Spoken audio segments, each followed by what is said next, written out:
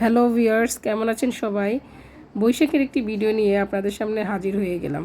তো এখানে আমি কি করলাম সেগুলো আপনাদেরকে দেখাবো। তো আমি বৈশাখী মেলা থেকে আসার পর অনেক অসুস্থ হয়ে গেছিলাম। তো সেজন্য ভিডিওটি দিতে একটু লেট হয়ে গেছে। তো এখানে প্রথমে আমরা গেলাম আগারগাঁয়ের প্রিন মৈত্রী মেলায়। তো সেখানে গিয়ে আমরা কি করলাম সেটা দেখুন।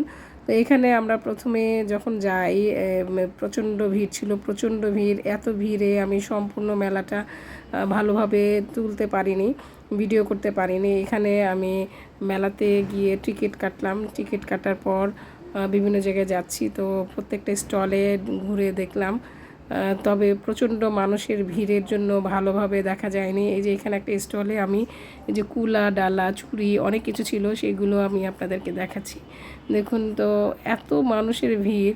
ঢাকায় যেহেতু তেমন কোনো জায়গা নাই যে এখানে ঘুরে বেড়ানোর মতো, তো এই মেলা হলে পরে ঢাকার সব মানুষগুলো সেখানে হাজির হয়ে যায়।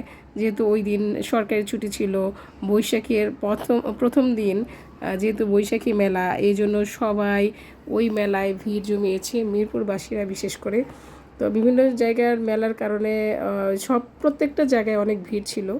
তো এইখানে আমি গিয়ে কি দেখলাম দেখেন, তাঁত বস্ত্র মেলা এখানে হচ্ছিল, শিল্প বস্ত্র মেলাও বলে এখানে।